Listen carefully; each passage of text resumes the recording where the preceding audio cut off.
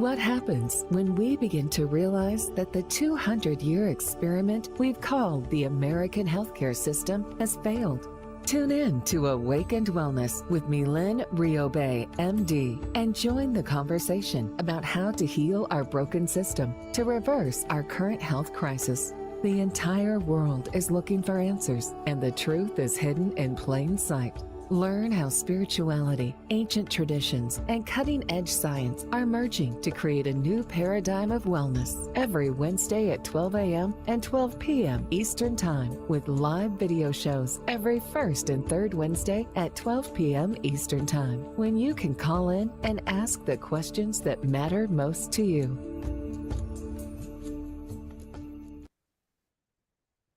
Good afternoon and welcome to Awakened Wellness. I'm your host, Dr. Mylaine Riobe. I am the founder of Awakened Wellness, LLC, and am thrilled to be here with you live from New York City on Dream Vision 7 Radio. And so today's topic, with the holidays being around the corner, or actually I guess we're in the middle of the holiday season now, is carb cravings, how to get them under control. Right. Universally, I think when people come in to see me, they complain of two things. One, fatigue. Everybody's tired, it seems, right? And number two, weight control, controlling cravings in particular at night. And it seems to be kind of the same story, right? Now, regardless, now that I'm in New York, I've been working with millennials, Gen Z, right? My favorite generation. So now I'm swimming in them, and it's been great. In Florida, we just have a little bit of an older population there. So I wasn't privileged to work with millennials and Gen Z as much there. And now, in the middle of New York City, I work with the entire spectrum of age and diversity. And so it's been great. The interesting thing is, I'm seeing what I read about, right? I do a lot of research on millennials and Gen Z. I wrote my book, Faith, for millennials and Gen Z.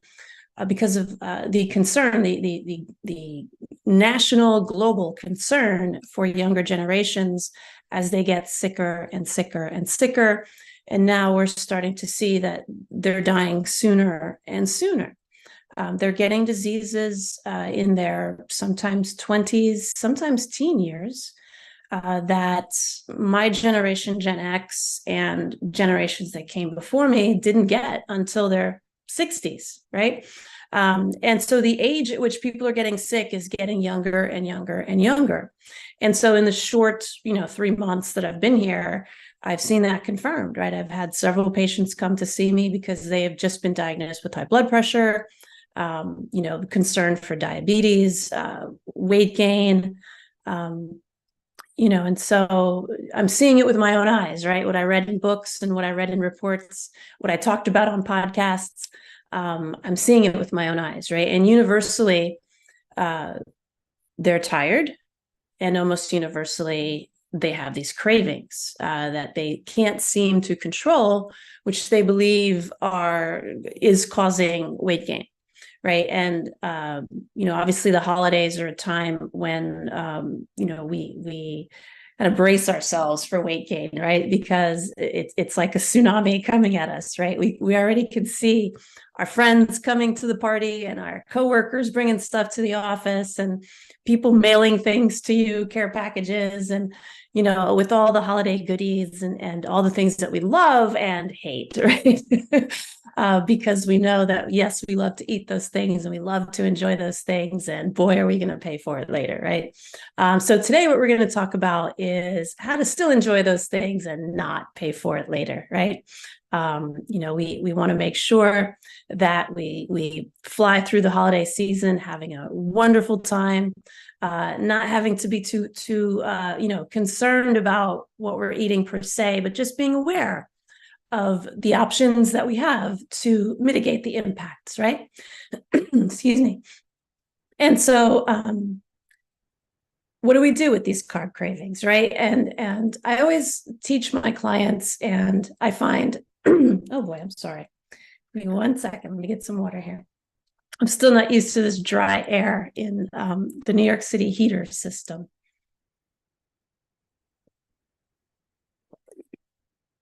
Sorry about that.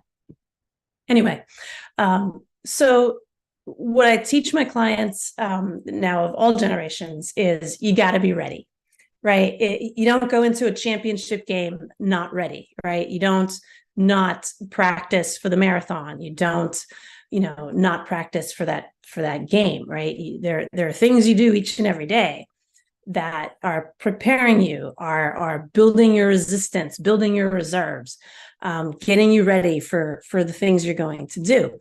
And everyday living is exactly the same. Everyday living requires preparation. When I go to sleep, I'm thinking like, what am I doing tomorrow? What's on my schedule tomorrow? Where will I be tomorrow? And what will I be doing when I get there? I'm always thinking a little bit ahead. What's my next meal look like? Am I going to be able to work out tomorrow? If so, at what time? What am I going to do when I get there? And so there's this preparation that's really important. And in order to curb cravings, especially carbohydrate cravings, we have to walk in prepared, right? I always tell my clients, you cannot outwill a craving. That's where the whole mind over matter thing falls apart. You will not outwill a craving. It's almost impossible. A craving is akin to an addiction in a way. It's not the same, obviously, but it's not very different either. And when the body sends that signal to you that there's a craving, you're already kind of dead in the water, right? And so the thing to do is to prevent that craving, right? And that requires some knowledge, right? So we have to know, like, where's that craving coming from, and why am I getting this signal from my body, to eat the sugar or to eat these carbs? Like, where is this coming from, right? And it's almost always the same. It's coming from the idea that we didn't eat enough earlier in the day, right? That's why the cravings usually come later in the day. Most of my clients don't say, I wake up and I have all these cravings, right? They don't say that. It's usually when I get home from work or when I'm done working, I close my laptop, the cravings come, right? And it's there at that time for a reason, right? It's telling you that now there's this tsunami coming at you because of the somewhat lack of preparation earlier in the day. And so I universally tell people, like, you got to eat more earlier in the day if you want to avoid the cravings at night. There's no way around that, right? And a lot of people that get cravings, it's almost always a sign of deficiency, a sign that things are missing in the body. Either you're in some type of calorie deficit, or it could also be that you're eating the correct number of calories, but not the correct quality of calories, right? So all calories are not created equal, right? A serving of quinoa has as many calories as a Hershey bar. But it doesn't take much to figure out which one's healthier than the other, right? And they are processed in the body differently. And so you're going to get very different results if you live off of Hershey bars as your carb source versus if you're living off of quinoa, for example. And so the quality of the calories matters. And the timing of the consumption of those calories actually does matter. And so people that have cravings at night, I advise them to eat more early in the day. Inevitably, when we do like a nutrition log with those clients that have cravings at night, we see that they don't eat enough all day long. Either that they get up and they're too busy to eat and they're off and running to work or to work out or whatever they want to do in the morning, or have to do in the morning. And then they're skipping meals, or they're grabbing, little things, or they're grazing, but they're not eating the right quality of food. And so then by the time they're sitting still, those cravings have been brewing all day. It's just you've been so busy that you haven't, heard the signal, and you're kind of running on fumes when you're super busy, right? So when we're, in the thick of the day, our cortisol levels are typically a little bit higher. We're a little bit more under stress. That tends to suppress our appetite, not in a good way. And then when we finally sit and relax, that suppression goes away and the tsunami comes, right? And so what do we do? What's the plan, right? The plan is to strategize. I tell people to be very strategic about their meals. And then the biggest pushback I get is, well, I don't have time. I have to run. I have these things. I have to get to work. I have to, and again, I say the same thing. It's all about the preparation, right? It's all about the preparation. So it doesn't take more than 2 minutes to make a protein shake. It doesn't take more than 5 minutes to boil a couple of eggs, right? It just doesn't take that much time, right? We don't say I'm not going to go to the bathroom all day because I'm too busy, right? We understand that I have to go to the bathroom, otherwise bad things are going to happen in the middle of meetings and things like that, right? And so I encourage people to look at eating in kind of the same way. It's not something you can just say, I'll just do that later, right? There comes a point where your bladder is going to burst, right? There just comes a point where you can't hold it anymore. And so we know that, I have to go to the bathroom, right? I can't put that off and then go when I'm done with work. It's the same thing with food, except that the sense of urgency isn't there, right? We're not going to have an accident if we don't eat. We might pass out, right, if we're really starving ourselves, but that's very rare. And so that sense of urgency, though, needs to be there. And the planning needs to be there, right? And that sounds really boring and bland, and everybody wants a real quick solution. That's just the way it is. It's like, saying I don't have time to breathe, and so therefore I'm not going to breathe. We don't even have that choice, right? We couldn't do that if we wanted to. It's the same thing with food. It's just not, it's not a choice. We have to make these scheduled stops and consume food and then move on to the next thing, right? Ideally, you just want to eat. You don't want to be eating and working and eating and moving, because then what you do is you split the blood flow and the attention that your body can pay to digestion with something else, right? And so then you don't digest as well, right? So some of the maldigestion, some of the digestion issues that people have is they don't focus on their eating. They're not sitting still. They're not taking the time. They're not closing the laptop or closing their office door to have an actual meal. They're eating on the run. And I've been guilty of this many times, right? In between my patients, I'm chomping on a protein bar or something if I don't have time. But still the food has to go down, right? It's better for the food to go down and you're focusing on something else at the same time than for the food not to go down, right? And so if you have to pick between those two, lesser options, then make sure that you eat, even if you're on the run in the middle of a meeting, in the middle of patients, in my case, or even, running off on the subway, right? I eat on the subway. I don't care. I'll eat on the subway, right? And so wherever you have to do that, you do that. When I used to drive to work, I would have a shake in the car. I would have my, boiled eggs already shelled and everything ready to go in the car. So whatever you're doing, the food has to be there. It just has to be there. And there's no way around that. So the first thing is really the mindset. I have to prepare for this. If I really want to avoid these cravings, not have the weight gain that comes with the holidays, I have to not be hungry, right? I have to set myself up to win. I can't be in a deficit all day and think I'm going to outwill the craving and not eat, and then, wake up the next morning and be okay, right? You can't outwill a craving. You just can't. We don't have that same sense of urgency in the morning, and many of us have lost our appetite in the morning. A lot of us get up and we're not hungry. And so we figure, well, my body's telling me it's not hungry, so let me just listen to it and not eat, right? That's not actually what your body is telling you. In fact, it's not telling you that you're not hungry. What it's actually telling you is that it's incapable of burning an appropriate number of calories. And that's very different, right? Telling you it's not hungry is not the same as telling you I can't burn enough calories, right? I can't burn enough calories is basically saying I'm kind of broken. My metabolism's not functioning. I can't do the functions that I'm supposed to do. Therefore, I have shut them down because I can't do them.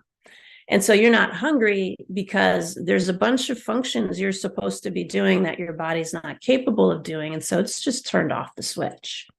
That's very different. So, yes, the body is communicating to you, but I think we have learned to misunderstand the body's signals. You should be hungry in the morning, right? Chinese medicine teaches us that. Chinese medicine, one of the signs of, quote unquote, a broken metabolism or a low metabolism, what they call spleen qi deficiency, is reduced appetite or no appetite or loss of appetite. When you wake up in the morning, you should have been fasting for several hours, right? Overnight. So you should be hungry in the morning, right? And your body would want you to eat in the morning if it had things to do. But if it thinks that you're not going to eat, what it actually is interpreting by you not eating breakfast is that there's a starvation going on. It interprets you not eating breakfast as starvation. It doesn't interpret you not eating breakfast as let's go dig into fat stores. It will do that to some extent, but what it will do instead is shut off body function so it doesn't have to burn calories or as many calories. So let's say the average person should burn 1,600 to 1,800 calories a day, right? Just to function. That means you should be able to eat 1,800 calories and burn them. And then the next day you eat 1,800 more calories and you burn them, right? But if you start to eat, let's say 800 calories instead of 1,800, now your body only has 800 calories to use. And if it needs 1,800, but it only has 800, yes, it will start to burn down some fat to chew up to get those calories out of the fat so it can do some of that function. What it will also do is take protein and break that down to get calories to perform those functions as well. It can only do that so much, right? And so if you keep yourself in a calorie deficit, what's going to happen is your body is going to say to itself, oh, I only have 1,200 calories to burn. I need to burn 1,800. So I'm going to shut off 600 calories worth of functions that I don't think I need. And that's what it does in response to not eating. And so this is what we haven't quite understood in the diet fad society that we live in, is cutting back your calories is not going to solve your problem. It's actually going to add to your problem. And so what we need to do is to encourage the body to burn more calories. And we're not going to do that by eating fewer calories. And so that's where the disconnect is. And so if you want to avoid the cravings that come later on at night, where your body is going to try to force you to eat that other 600 calories that you didn't eat earlier in the day, if you want to avoid that, when your body can only burn 1,200 because that's where you set it, once you get that 600 calories, it's going to be like, oh, what do we do with this? Oh, we can't burn all of it because we had already shut all this stuff down. We can't just turn them all on all of a sudden. So we're going to have to pack some of this away as fat. We'll turn some of them on. We'll turn some other functions on, and maybe we'll burn 200 of the 600. But the other 400, we're going to have to store as fat, right? And so that's how the body actually functions. And so what you want to actually do is eat a little bit more earlier in the day. So we're coming up on our first commercial break. I'll show you exactly how to do that, again, to avoid those cravings that come later on in the day, how to prepare for those holiday parties, how to prepare for, grandma and mom and all the people that love to cook you all the things. for the holidays, how to eat them, but still be okay after. We'll talk about that on the after this next commercial break. You're listening to Awaken Wellness. I'm your host, Dr. Mylaine Riobe. We'll be right back.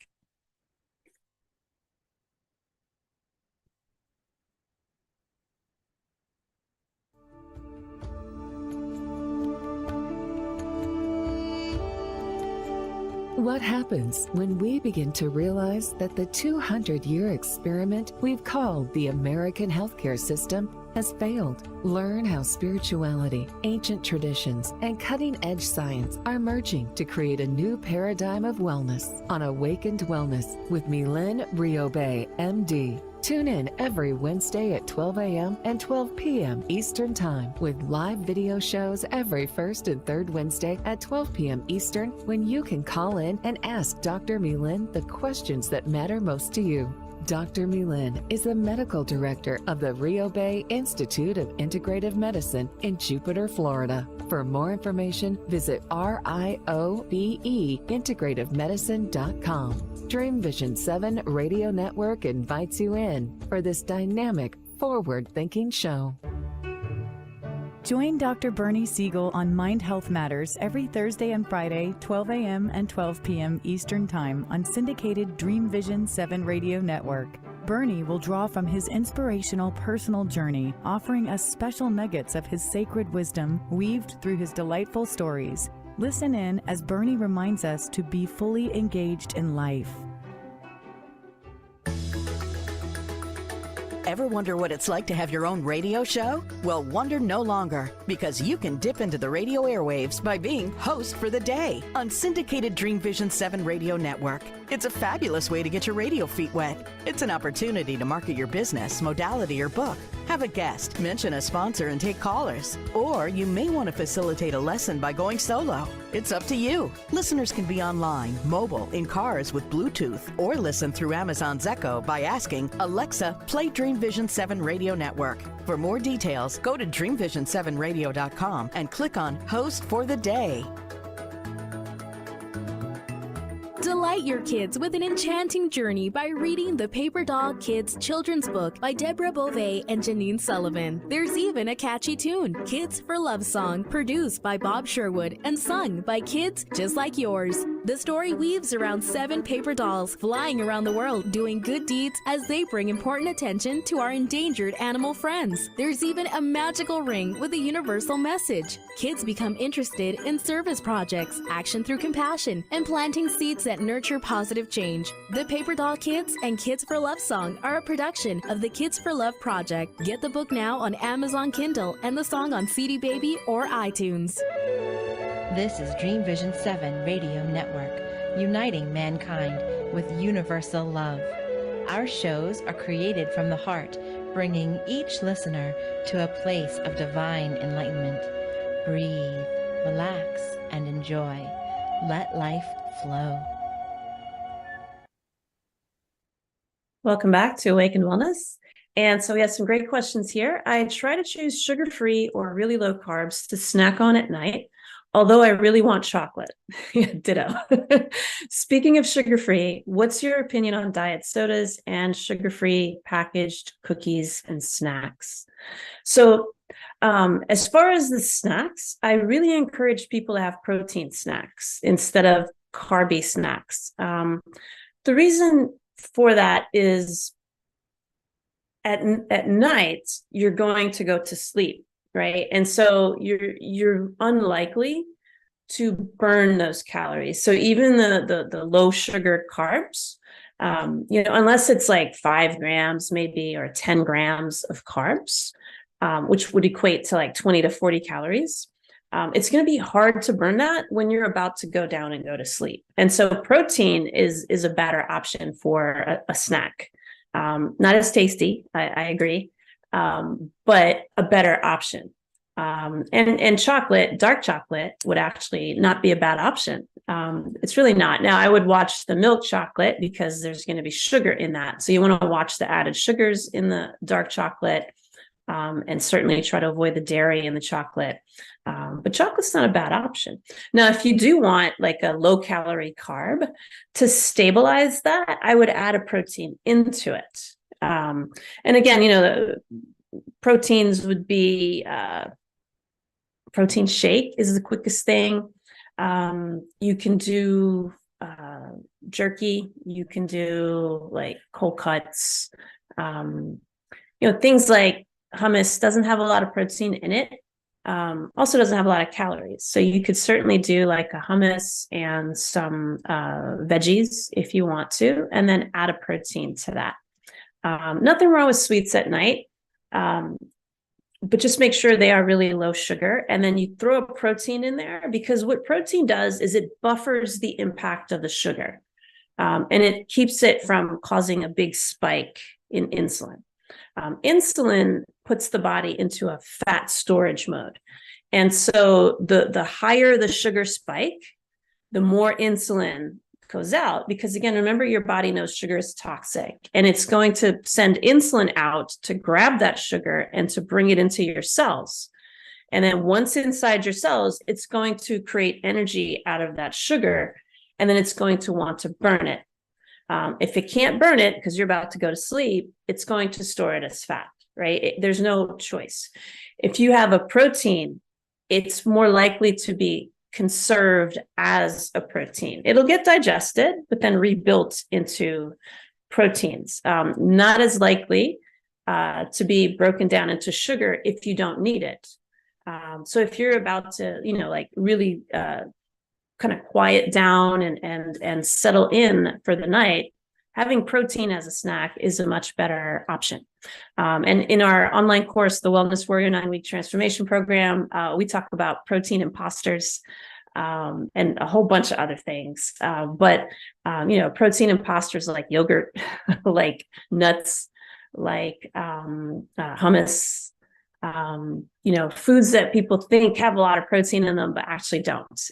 They have more sugar than anything else. Or in the case of nuts and seeds, it's more fat, which isn't bad, but just know that, right? Just be aware. Fat does not help reduce the insulin surges as much as protein does. So, if you're really trying to avoid the sugar cravings, having more protein, especially earlier in the day. But I always counsel my clients and my students to make sure protein is in every single meal and every single snack. That's the biggest way to hedge your bets on carbs and to hedge your bets on cravings. As far as diet sodas, toxic. That's the only thing I could say is toxic. There are a few, like I've seen organic sodas with very low sugar. Those might be better. Just remember, with carbonated beverages, they are dehydrating, so make sure that you're having plenty of water. If you're having carbonated beverages quite a bit.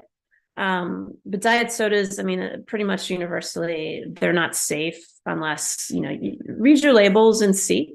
If they have a lot of chemicals in them, they're not great. You might as well have regular soda, and deal with the implications of that.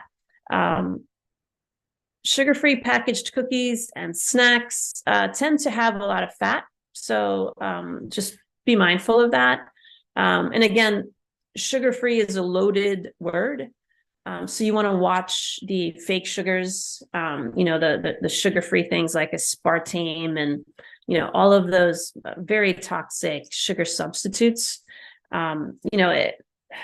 It's almost safer to just have the thing with the real sugar in it than to have something sugar-free if the sugar-free alternative is dangerous. The safer ones like stevia, a little bit safer, a lot of bit safer than like aspartame and things like that.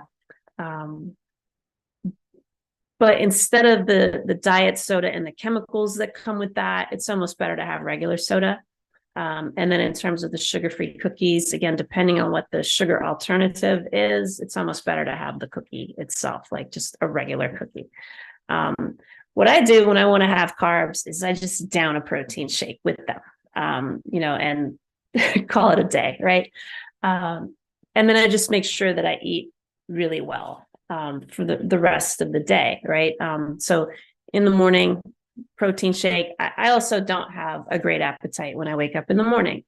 And I have what in Chinese medicine we call spleen qi deficiency. It's just kind of a constitutional thing. Once I learned Chinese medicine, I could think back years before when I was a teenager that I had the symptoms of, spleen qi deficiency.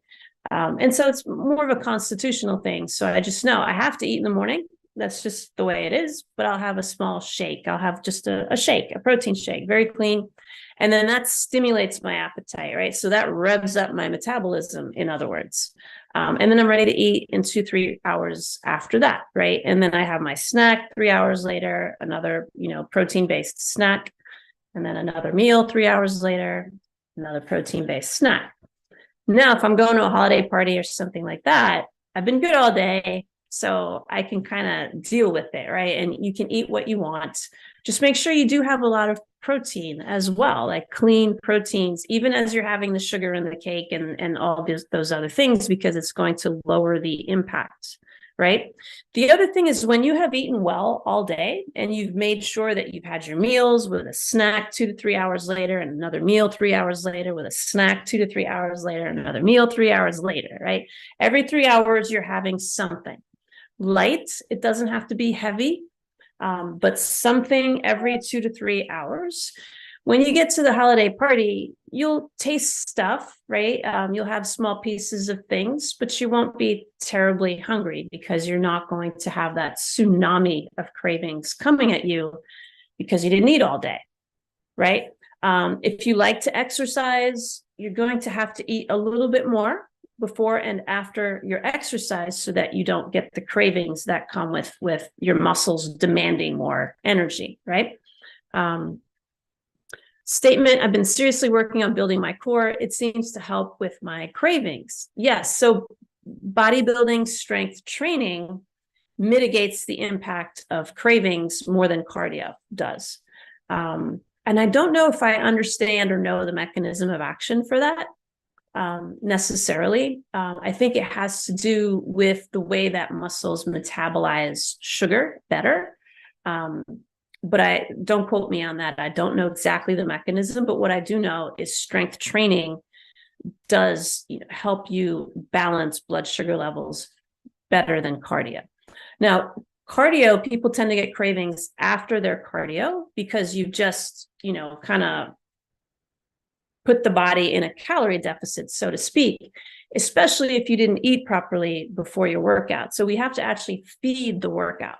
So you want to have protein, a good carb, some good, leafy vegetables, about 45 minutes, but a small meal, not huge, before you work out so that you have time to digest that.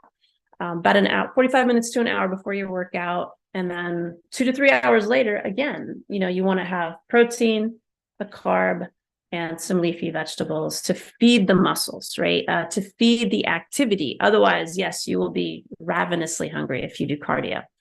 I tend to eat unhealthy when I feel down. Do you have suggestions to curb the cravings when I'm depressed? Yeah. Same thing applies, honestly. Again, make sure that you see a counselor so that you're properly diagnosed. Some people need to have talk therapy or even perhaps medication, depending on the severity of the depression. So just make sure that you're properly evaluated there. But the same thing applies in terms of making sure that you plan ahead. Now, I know when people are feeling depressed and unmotivated, it's really hard to plan ahead. So what I do is I give people like little cheat foods, right? Even if it's a protein shake, even if it's something that simple. Where it's just, you put the powder in the cup and you pour a little water or almond milk in it and you get a hand blender and then you drink it, right? That most people can kind of handle. They don't feel quite as overwhelmed to do that. If you're a client, we give you recommendations as to which ones are safer to use in terms of protein shakes. But just even things like that, where you're feeding your body every 2 to 3 hours until you start to feel better, right? I talk about this a lot. What we call mental illness is also physiological. It's not just mental, because the brain is part of the body's is part of the body, period. It's a physiological organ. And so for me, any type of mental health concern is a physical concern as well. It's a physiological, matter-based concern as well. And so feeding the brain properly is hugely important for lifting depression as well as lifting metabolism. So a lot of depression is a suppressed metabolism. It can also be an obstructed metabolism from toxins and stress and things like that too. So it's important to distinguish between that. But both of them have in common is that the metabolism is not functioning properly. Either that it's too low and it can't function properly because you can't burn enough calories to take care of the body's business, or the flow of the metabolism, the flow of the energy is obstructed. Either way, the body doesn't get the energy it needs, right? And so that results in depression and fatigue, lack of motivation.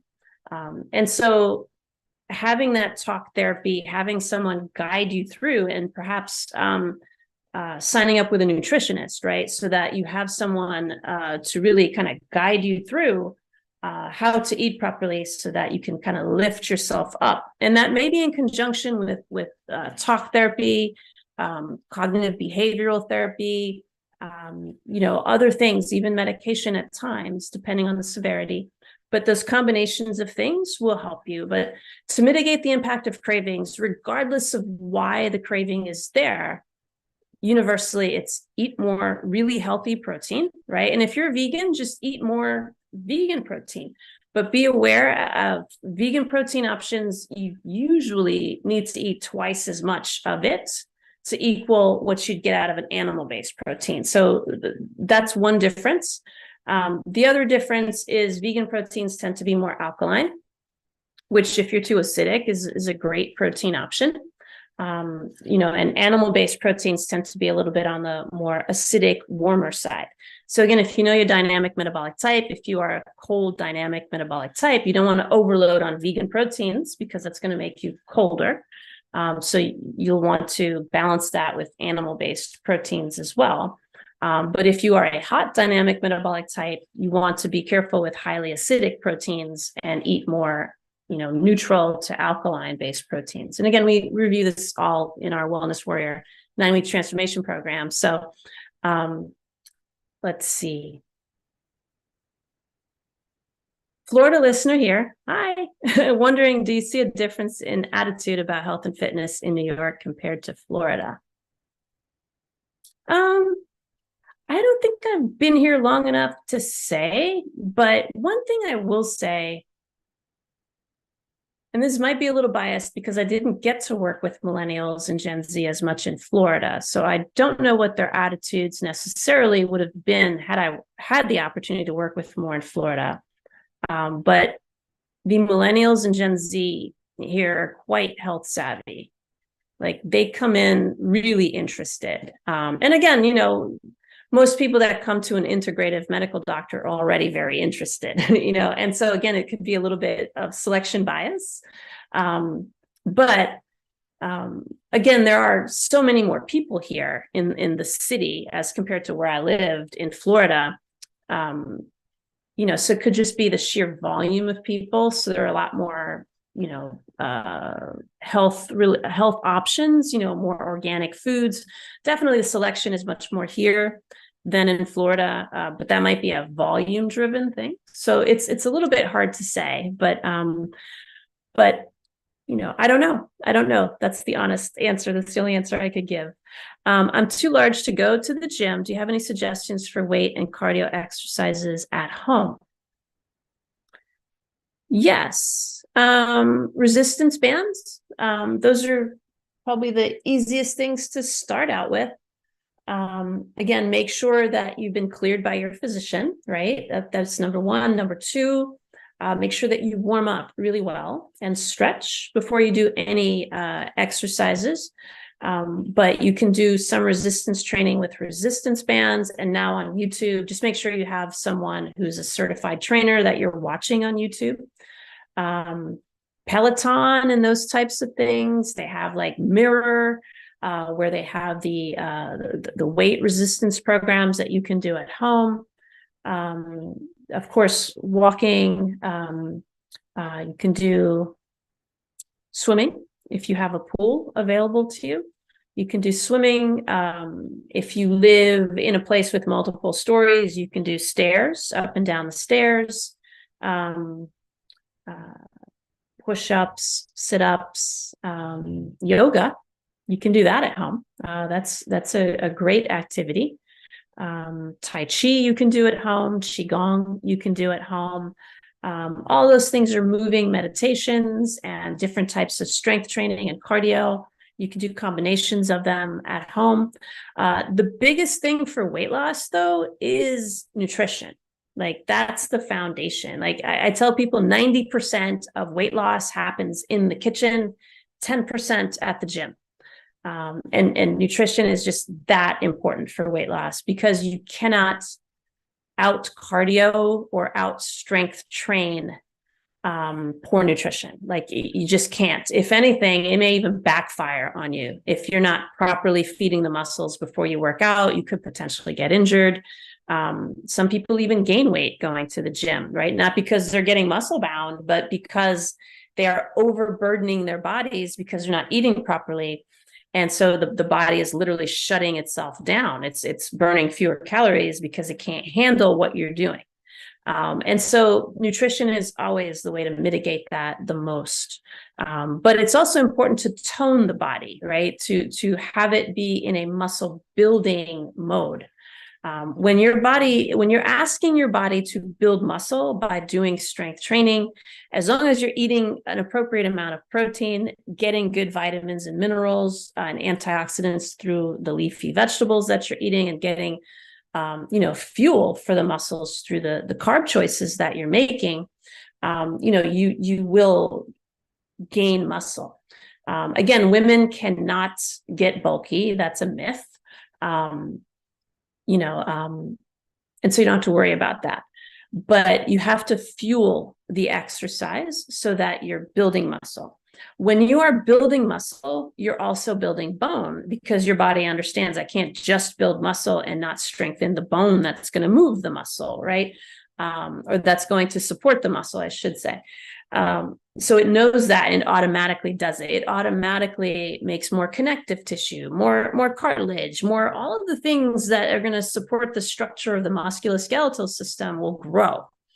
When your body is busy doing that, it's also going to be in a fat burning mode, and not a fat building mode. And so strength training, building muscle, is a really good way to burn more fat. Another reason strength training burns more fat is because your muscles are constantly burning calories day and night. Whether you're lifting weights at the gym that day or not, your muscles are burning calories. They are highly metabolic, and so that's one of the best ways to lose weight, is to make sure that you're toning your muscles, building muscle as you're eating properly. And then you're going to build your metabolism as you're building your muscle, and then your body will burn off the fat, and it will also release the inflammation. And then that will shift your body composition over time. So how do I get my teens to eat more protein? I think it would help their moods. Yeah, I mean, a good steak probably would do that. So for my teens, my daughter loves steak. She loves ribs. My son loves chicken. He happens to also love fish. My daughter does not, which is fine, but there's a protein for everybody. If they like more vegan options, tempeh, you can get some really good recipes on the internet to make some really good food for them. If it tastes good, they will want to eat it, right? That's typically the way it goes. But yes, also maybe, I don't know about protein shakes for teens. They probably wouldn't like that. The Perfect bars that they have at Starbucks and in many grocery stores now taste pretty good. They're almost like a candy bar. That they have a reasonable amount of protein in them. They do have way more fat and carbs though, so they're an entire meal all by themselves. But that might be a way. The biggest thing is flavor though. If you want to get a teen to eat something, you have to make it taste good. So that would be my advice. So carb cravings, right? Another factor that has to do, actually, I guess we should go to our next commercial break. So on the flip side of this commercial, we'll talk about the different kinds of carbs, which ones are high glycemic index, low glycemic index, and which ones are safer alternatives to choose from. We'll talk about fruits, root vegetables, leafy vegetables, and the differences in their carbohydrate content. So we'll be right back after this commercial break. You're listening to Awakened Wellness Now.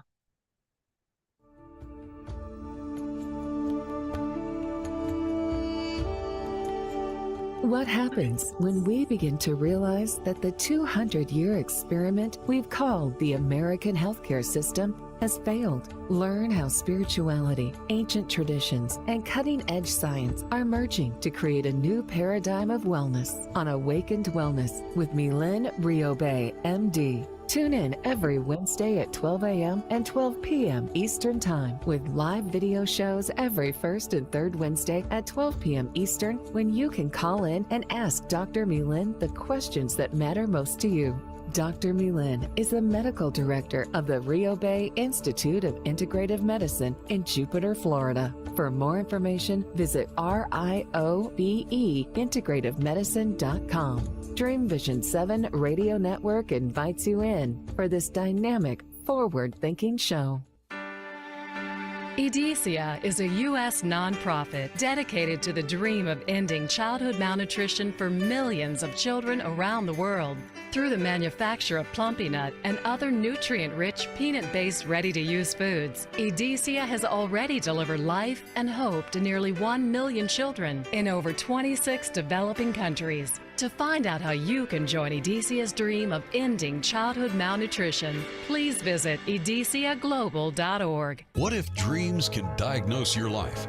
What if we can meet the love of our life in dreams? Join host Kat O'Keefe Canavis, the #1 internationally best-selling author of Dreams That Can Save Your Life, written with Duke University medical doctor Larry Burke. Dreaming Healing is where we'll explore dreams, research, and interpret dreams from you, the caller.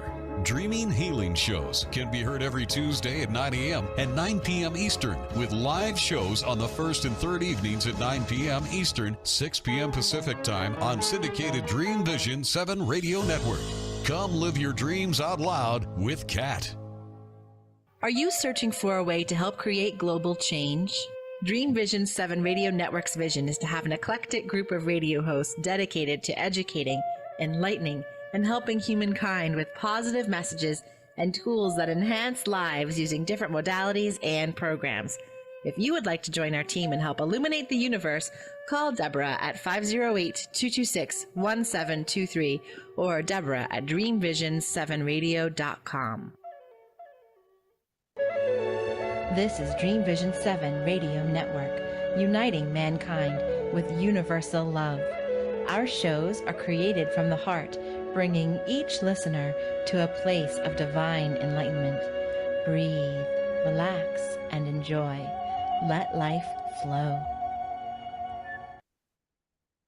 Welcome back to Awakened Wellness. I'm your host, Dr. Mylaine Riobe. If you want to learn more about our Wellness Warrior 9-week transformation program online course, visit us at awakenedwellnessnow.com. You can take our burnout assessment. We also have a free training on how to beat burnout in as little as 3 weeks. And so we're talking about carbohydrates, how to avoid cravings, right? So not all carbs are created equally. So there are different types of carbohydrates that we just need to be aware of, right? So the broad term vegetable really should be subdivided, right? Because there are leafy vegetables and there are root vegetables, and they're completely different in the way that they are metabolized.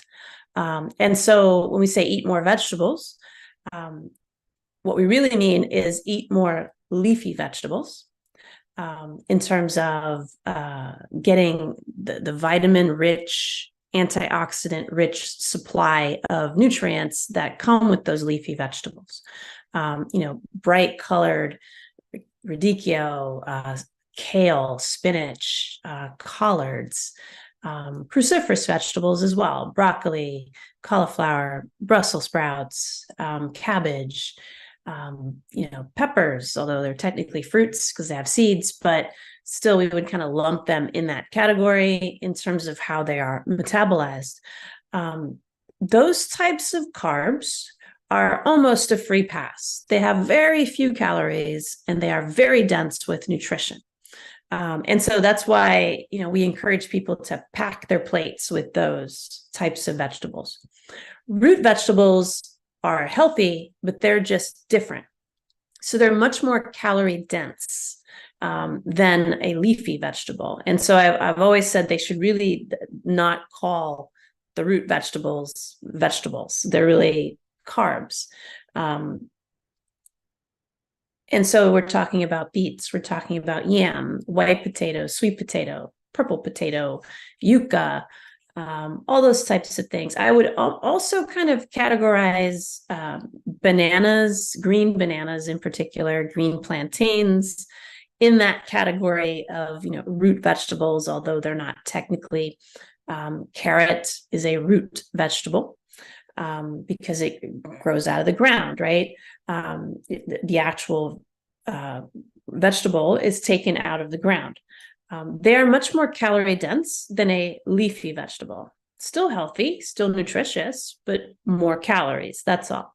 And so when you are planning a meal, if you want to reduce your carbs because maybe it's later on at night and you don't want to eat as many carbs, you would take the roots off your plate, right? You wouldn't have those root type vegetables, but you would have all those leafy vegetables, right? Because they are a free pass. It's like taking a multivitamin. They're kind of a free pass. You can almost eat as much as you want. The trick with them, though, is to make sure that they're varied. Don't eat the same thing over and over and over because they each have a different complement of nutrients in them in terms of vitamins, minerals, antioxidants. So you don't want to eat kale every day. You don't want to eat spinach every day. You really want to mix it up and have as many bright colored leafy vegetables as possible and as much variety as possible. Equally important to make sure that they're organic as much as possible. Again, you don't want to bring pesticides into the body. Those are highly toxic, highly dangerous. So if you're going to up your good leafy vegetables, you want to make sure that they're pesticide free as much as possible. Whether or not you cook them depends on your dynamic metabolic type. But leafy vegetables and root vegetables are two completely different entities and should not be in the same category. Now, root vegetables are still extremely healthy. They're really good for you. The only thing, again, to be mindful of is that they're more calorie dense. That's all. So those are things you might want to eat earlier in the day with your protein sources and with your leafy vegetables.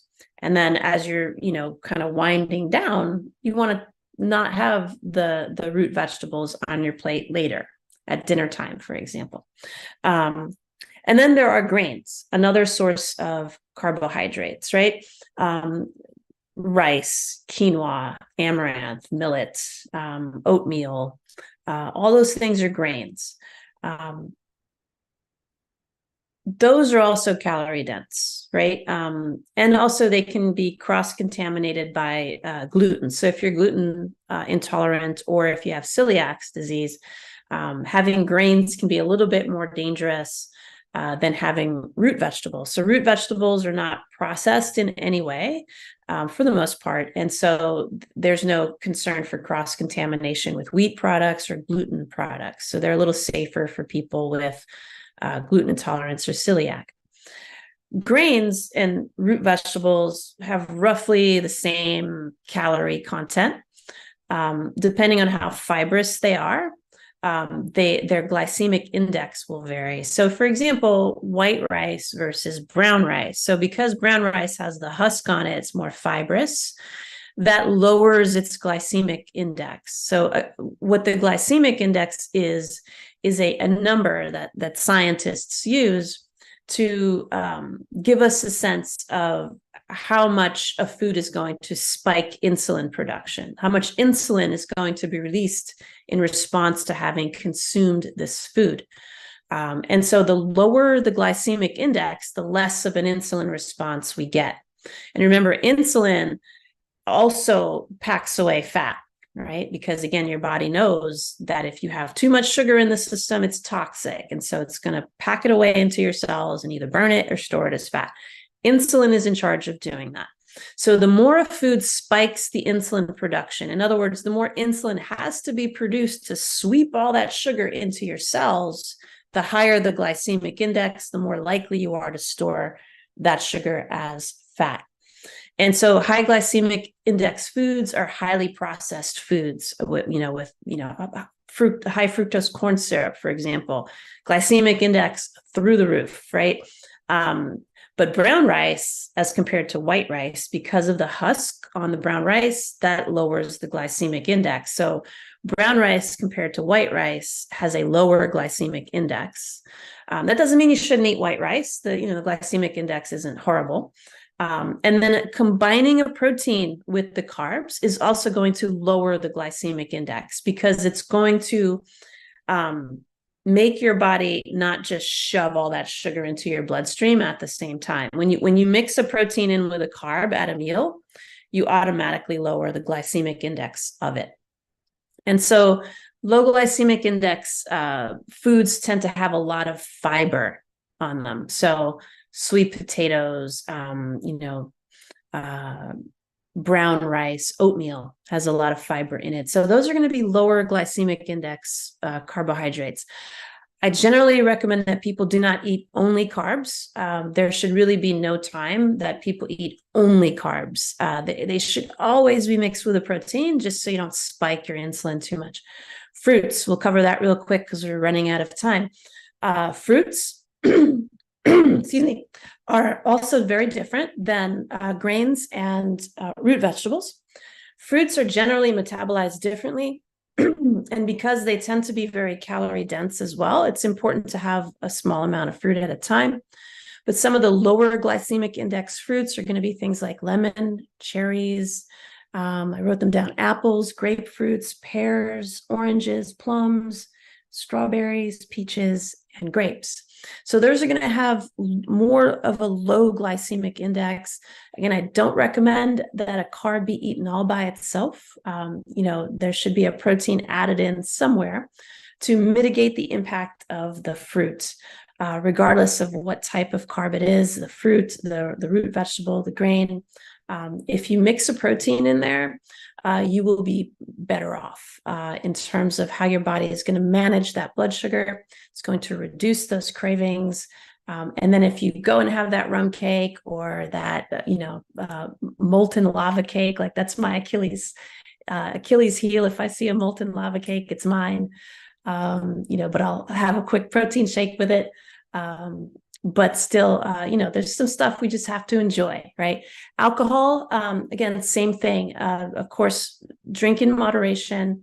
Always have a designated driver or an Uber, ready, and tons of water to hydrate yourself, to flush the alcohol out quickly.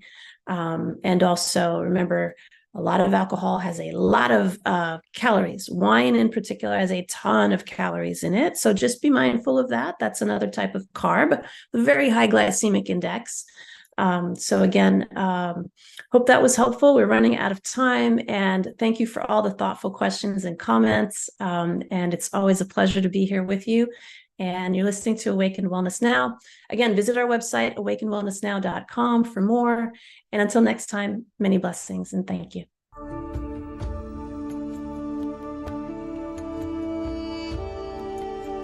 Join us next time on Awakened Wellness with Mylaine Riobe, MD, to learn how spirituality, ancient traditions, and cutting-edge science are merging to create a new paradigm of wellness. Awakened Wellness airs every Wednesday at 12 a.m. and 12 p.m. Eastern Time, with live video shows every first and third Wednesday at 12 p.m. Eastern of each month. Meanwhile, you can join our Facebook page at facebook.com/awakenedwellness and let us know what you'd like to discuss on future episodes. Dr. Mylaine is the medical director of the Riobe Institute of Integrative Medicine in Jupiter, Florida. For more information, visit riobeintegrativemedicine.com. This show is part of the Dream Vision 7 radio network. This is Dream Vision 7 Radio Network, uniting mankind with universal love. Our shows are created from the heart, bringing each listener to a place of divine enlightenment. Breathe, relax, and enjoy.